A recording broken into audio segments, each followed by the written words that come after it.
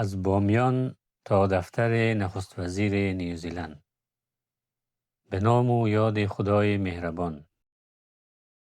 گاهی بعضی دیدارها در همون لحظه فقط یک برنامه رسمی به نظر می رسند.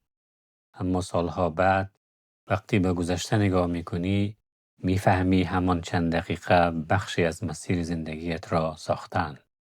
سلام، من امیر فولادی هستم و شما به قسمت سوم از فصل نخستین سفر من به نیوزیلند در پادکست دی بریج پول گوش می دهید. در قسمت قبل از نخستین ورودم به آکلند گفتم. از شهری که آن روز فقط یک مقصد سفر کاری بود، اما سالها بعد به خانه دوم من تبدیل شد. از مهربانی مردم نیوزیلند هم گفتم. از اینکه هر بار کنار خیابان برای نگاه کردن به نقشه توقف می کردم، کسی نزدیک می شد و می پرسید می توانم کمکتان کنم؟ همان برخوردهای ساده نخستین تصویر مرا از این کشور ساخت. اما مأموریت اصلی ما تازه آغاز شده بود. قرار بود از آکلند به ولینگتون پایتخت نیوزیلند برویم. شهری که مرکز تصمیم گیری های سیاسی این کشور است. وقتی هواپیما در ولینگتون به زمین نشست، اولین چیزی که توجهم را جلب کرد تفاوت این شهر با آکلند بود. ولینگتون کوچکتر، آرامتر به نظر می رسید. شهری در میان تپه ها و دریا با ساختمان های دولتی که در قلب آن قرار داشتند. در آن روزها برای من ولینگتون فقط نام یک پایتخت دوردست بود، جایی در نقطه بسیار دور از بامیان. اما حالا خودم در همان شهر بودم. ما را با موترهای دولتی به هتل بردند و برای برنامه‌های روز بعد آماده شدیم. مهمترین برنامه سفر دیدار با نخست وزیر وقت نیوزیلند خانم هلن کلارک بود. راستش را بخواهید، پیش از آن دیدار تصور من از دفتر رهبران کشورها بیشتر بر اساس چیزهایی بود که در افغانستان دیده بودم. تدابیر سنگین امنیتی، تشریفات فراوان و فاصله محسوس میان مقامها و مردم. به همین دلیل وقتی وارد دفتر نخست وزیر نیوزیلند شدیم، سادگی و آرامش فضا برایم جالب بود. از تشریفات سنگین خبری نبود. همه چیز منظم اما ساده بود. چند دقیقه منتظر ماندیم. من در اون لحظات به اطراف نگاه می کردم و با خودم فکر می کردم چگونه از بامیان، از شهری در میان کوههای افغانستان به دفتر نخست وزیر کشوری در دورترین نقطه جهان رسیدم. کمی بعد خانم هلن کلارک وارد اتاق شد. اولین چیزی که توجهم را جلب کرد برخورد گرم و صمیمانه او بود.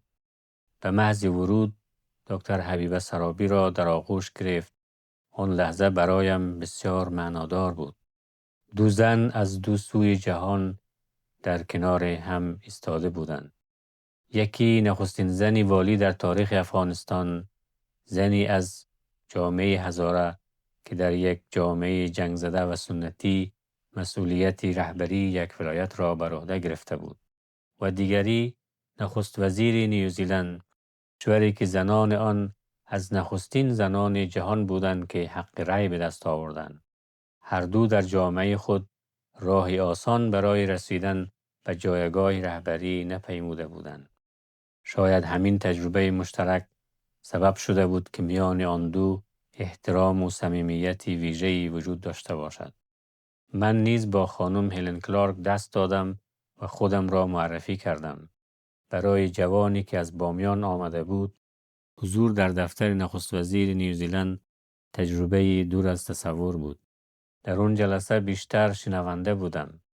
گفتگو درباره افغانستان و به خصوص بامیان آغاز شد.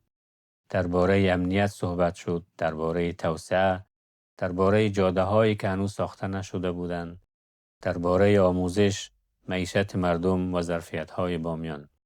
دکتر سرابی با صراحت از نیازهای این ولایت سخن می‌گفت، اما در کنار مشکلات بر ظرفیت‌های بامیان نیز تأکید می‌کرد.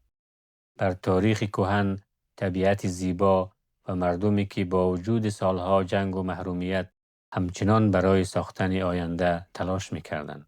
من با دقت به گفتگوها گوش می‌دادم.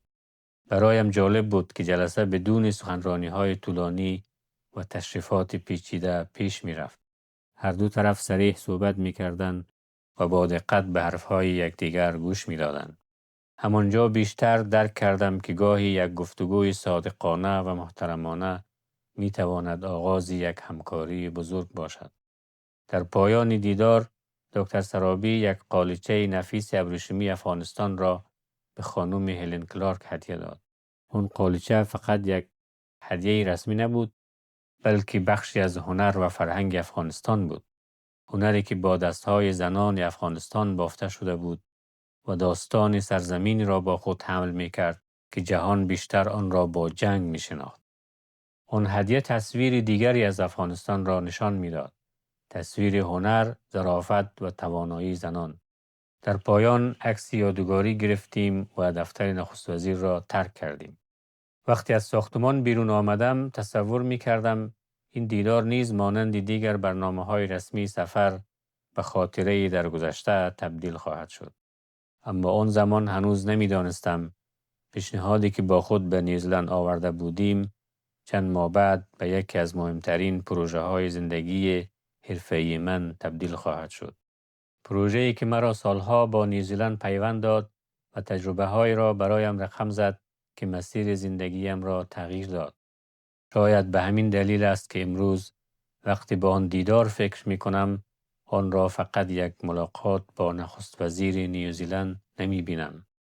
برای من آن دیدار یکی از نخستین پل‌هایی بود که میان افغانستان و نیوزلند ساخته شد.